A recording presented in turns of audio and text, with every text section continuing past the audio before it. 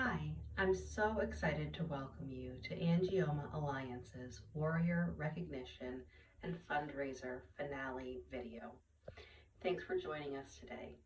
I can't wait to introduce you to a whole bunch of fantastic and amazing warriors who do incredible things despite having cavernous angiomas. My name is Darla, and I'm a warrior. I have a cavernous angioma in my brainstem that's inoperable. I'm going to be real with you for a minute and say that it's really scary. I try not to think about it very often because it is a scary thing, and I know what could happen if my cavernous angioma misbehaves. So far, it's been okay, but living with the fact that it's there is hard. That's why I'm so passionate about fundraising for Angioma Alliance. I really believe that we will find a cure for this, and I just hope that we find it in time. Without further ado, let me introduce you to some more incredible warriors. It's called a wishing flower. What is your wish, Mary Ellen? I wish there was real unicorns and mermaids. Oh, that's beautiful. Hey, Mary Ellen, Yeah? you're a warrior, right? Mm-hmm. What is one of the coolest things that you have learned you're able to do even though you have CCM 3? Run, ride, and walk. Yeah? Ah! Bug! Oh, there's a bug on me. Hey, Mary Ellen, can you tell the world about getting an MRI? Getting an MRI is not so bad. You just have to go to a doctor. Yeah? And how do they do it? You just let them do something. They put some kind of magic cream on your arm first, right? Hey, anthill. Yep. What else do they do whenever you get your MRI? Gotta back up away from Okay, we'll move this way. What else do they do, Mary Ellen? And then they put a straw in your arm? Yes, but it hurts a lot, so I tried that one before. And then they give you sleep medicine so you can sleep. Yeah. And then when you wake up, it's all over? Mm-hmm. Yep, one day you might do your MRIs even awake, huh? How many MRIs have you had, Mary Ellen? About like 2? And you Yes. have another one in December, right? Mm-hmm. Mary Ellen. That's the third one. Yeah, that'll be your third one, right? So you're a warrior, huh? Do you know how many CCMs you have in your brain? One. 1? No, you have 15. Oh. And Mary Ellen. Come on. Mary Ellen, let me ask you one more question. Yes. Do your spots in your brain stop you from being a normal kid? No. No! Do you want to say anything else? This is Mary Ellen signing off. Mary Ellen signing off.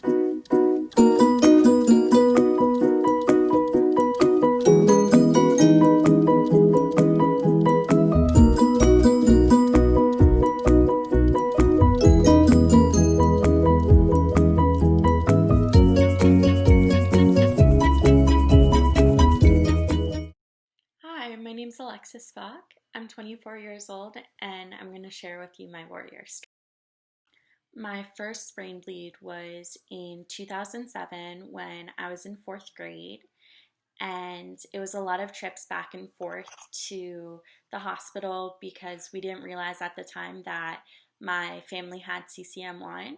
So after they did my brain surgery, they ran some tests and found out that CCM1, cerebral cavernous malformation 1, runs in my family, and that was the first of 2 brain surgeries for me and a few bleeds. But luckily, by me having my brain surgery and by the doctors finding out that we had CCM1, we consider it in my family a blessing in disguise because my sister, Kylie, would have gone blind if they didn't take out her. They did. My sister and I then had brain surgeries back to back. I had my first surgery in fourth grade. She had her surgery in fifth. And then I had my last surgery in fifth grade going into sixth grade. But what was neat at the time is that my sister and I were really committed to trying to find a cure for CCM1 and cerebral cavernous malformations in general. So my sister and I organized a group of our friends and we started fundraising for the Angioma Alliance when we were in fourth grade, and we would continue with it till high school when things started getting a little crazy. Um, but we raised over $10,000 for the Angioma Alliance. The Angioma Alliance has been a huge support for our family, and that's how my family found out more about our disease and was able to stay informed. So I would definitely say the Angioma Alliance has had a big impact on our lives. And my mom and I were fortunate enough when I was starting college back in 2015 to fly out to Chicago and go to one. Now what I'm up to is I'm in my second term of service with the AmeriCorps. I graduated from college with a degree in sociology and a minor in gender studies. And my plans for next year is to go to graduate school. I got accepted so far into Boston University in Northeastern and go for a degree in international affairs.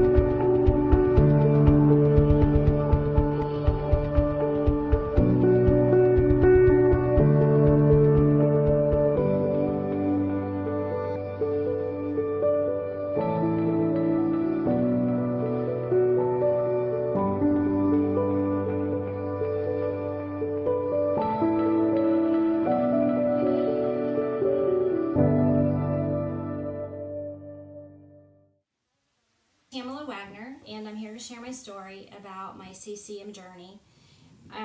In 2011, I was coming home from a business trip, and I was very fatigued and just had a really bad headache coming home. And I woke up the next day with double vision. Didn't really understand why I had double vision. With that being said, I received a miraculous phone call from a cousin who I had not talked to in over 20 years, and she had heard what was happening with me from a distant aunt, and she gave me the news that her and her daughter both were diagnosed with what she called cavernous angioma, and that might be what I have. So I had gone back to the doctor and gave him information that this is what my cousin had and her daughter actually had as well. And that's kind of when the ball started rolling as far as learning a little bit more about the disease. I was still told that nothing could be done, but it was nice to know what I actually had. So my cousin told me that her daughter had a very, very difficult case, and they actually found Barrow Neurological Institute, and a Dr. Robert Spetzler had helped her and actually saved her. So that information led me also to Barrow Neurological Institute, and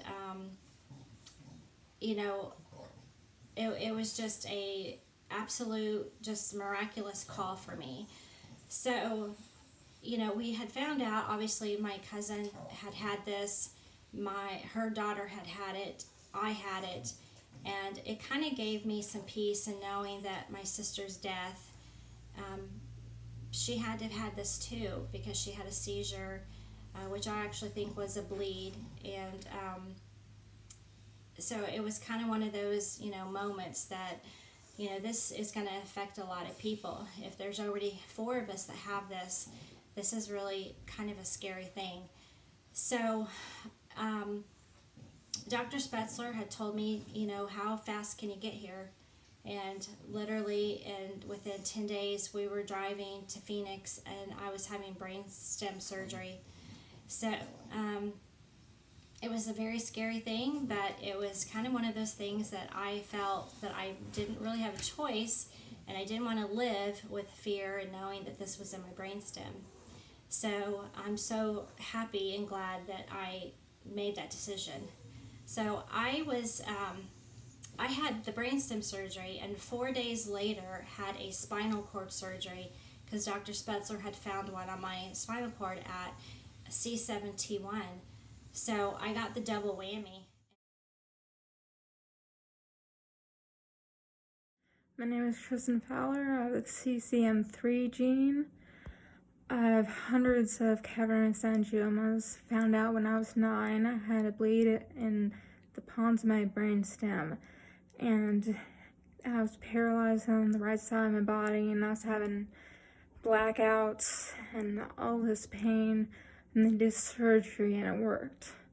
And at 10, 11, and 12, I had a gamma knife surgery, and the radiation that I was absorbed has caused every that lesion they've taken out in the past to grow back and multiply. And it will do so in the future if they take other ones out. When I was 18, I had out-of-body experiences, and my left arm went numb. They came better. When I was 25, I had a bleed in my thalamus, which turned into a cyst, which they had to do 2 surgeries to flatten the cyst and get the protein out. The thing that I think makes me a warrior, that I think makes us all warriors, is that when these things happen, you're like, yeah, you're back, but I'm not out. And I've been through hell before and I won. So if it happens again, I can get through it. Sound familiar, everybody? Yeah.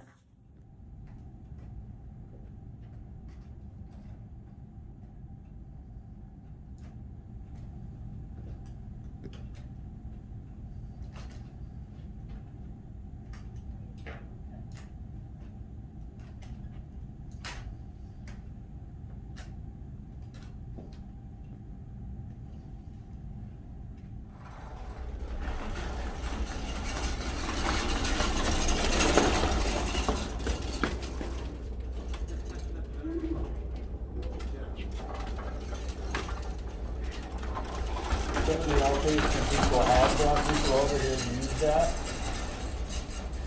but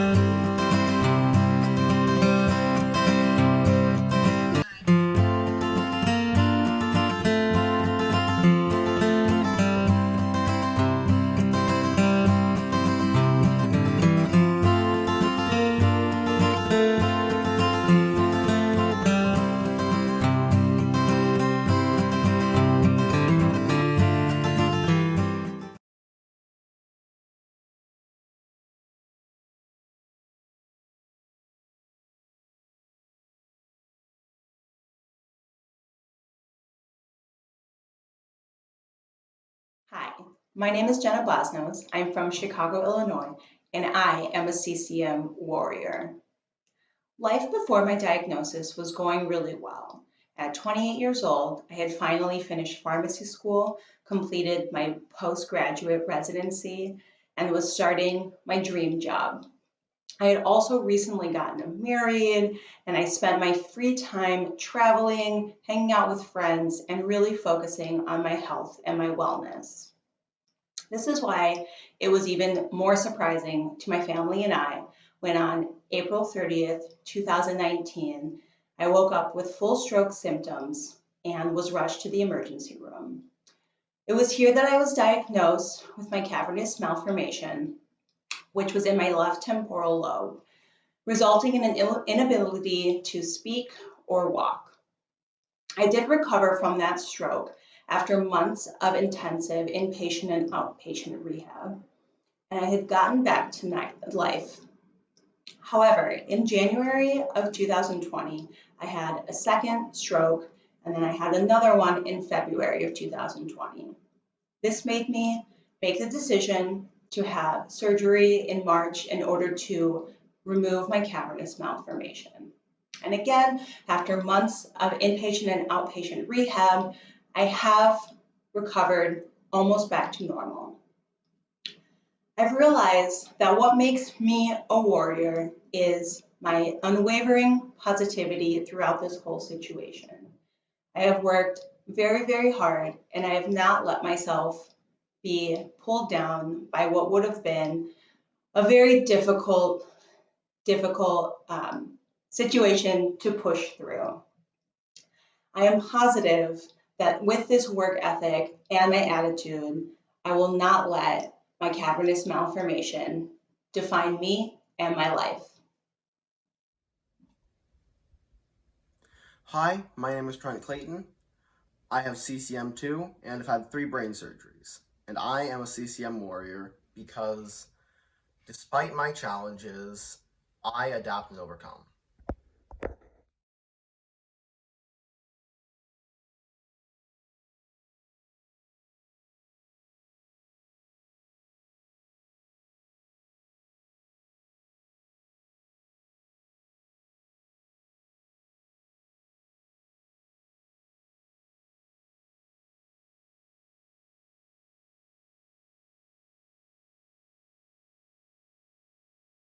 I started doing art and I started to paint flowers because beauty stems from darkness. And I actually paint blooming brains, and I have one in my hand. I'll step back and show you. Um, Blooming brains to me just kind of represent that. I don't know if you guys can see it. It represents to me lots of things. This kind of chaotic background represents the fact that we do go through very difficult times in the process of the diagnosis and surgeries or whatever, and just people talking to us and telling us how we should feel, what we should feel, just the noise that's around us is what that represents to me.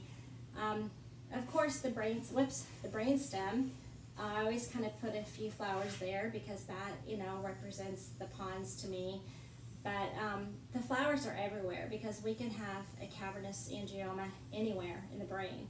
I actually put butterflies in my brains because they are hopeful. And every time that I was feeling down or just didn't really know what to think, here comes a little butterfly just floating by me. So I've got to include those in my brain, my blooming brains. I paint lots of different things, but these particularly give me joy. So I will always continue painting these, just to share, with people how important it is to, spread awareness and to keep hope and to keep faith. And I do it for my sister just to keep, her legacy going. So since the diagnosis of me, I have had an aunt diagnosed, a cousin's daughter recently diagnosed and had brain surgery, and another niece who has CCM, and 2 of those actually have very small ones in their pons of their brain. So in my family, it's all female, and the males are not symptomatic, but they do carry it and pass it on. So we just make sure in my family that everybody knows, whether they're a distant cousin or whatever. We have reached out to everybody to give them information about how to get tested and what to do and just the symptoms of the disease.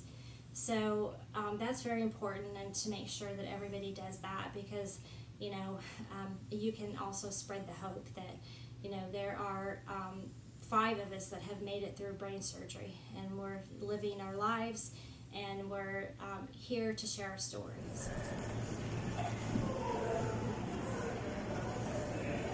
Try to get your right foot up just a little bit to push up high. And then.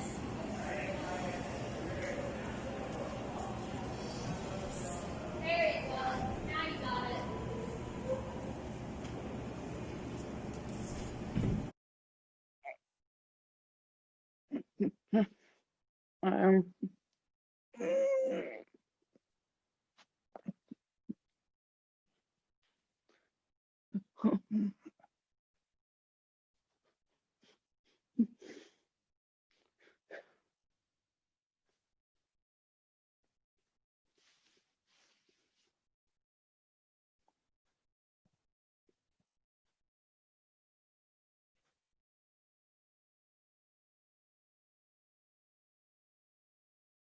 Julia, one word I would use is fearless. She's never been one to shy away from a physical challenge. She's the girl who climbed the tallest trees and rock walls, zip-lined down the mountains, dug for dinosaurs in the Badlands of Montana, rode the biggest horse, and swam with the manatees. It would be difficult to tell, based on what you see her do, just what she's experienced. Her first brain hemorrhage and surgery happened when she was an infant, and she had 3 more brain surgeries before she was even 4 years old. At age 11, she had a full spinal fusion to treat the scoliosis caused by her CCM3 mutation. She was left with deficits, physical, cognitive, and social. Some were temporary and some permanent. Now, she has at least 70 more lesions. This is a heavy burden for a young woman. But Julia's always trying her hardest to live the biggest life she can. She's now 21 years old and gives herself to rescue animals. She has earned the title CCM Warrior. She's my hero, and I am so proud to be able to honor her with this recognition. Lean to the left. Okay. First step, go. Hold on to the walker. Bring up. Step. Right. Left. Right. Left. Right. Left. Don't rush it. Shift your weight to the right. Bring the left foot forward. We're not in a race. Feel every step. Good.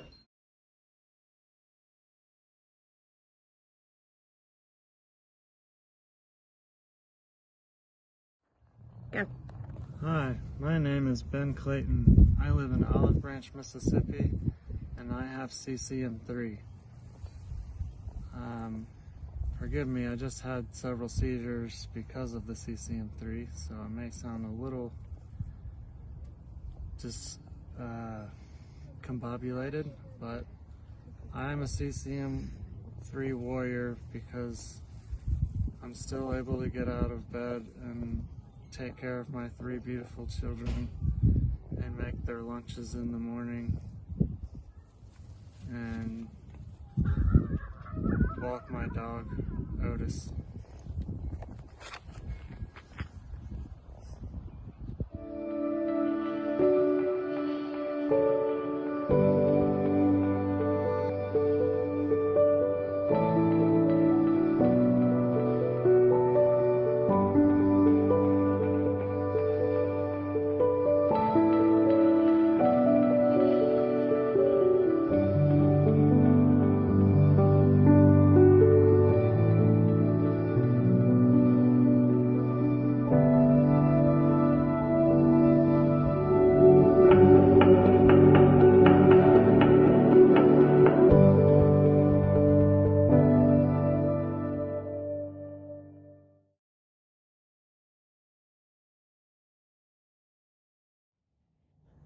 My name is Erin Woodall, and I am a CCM Warrior.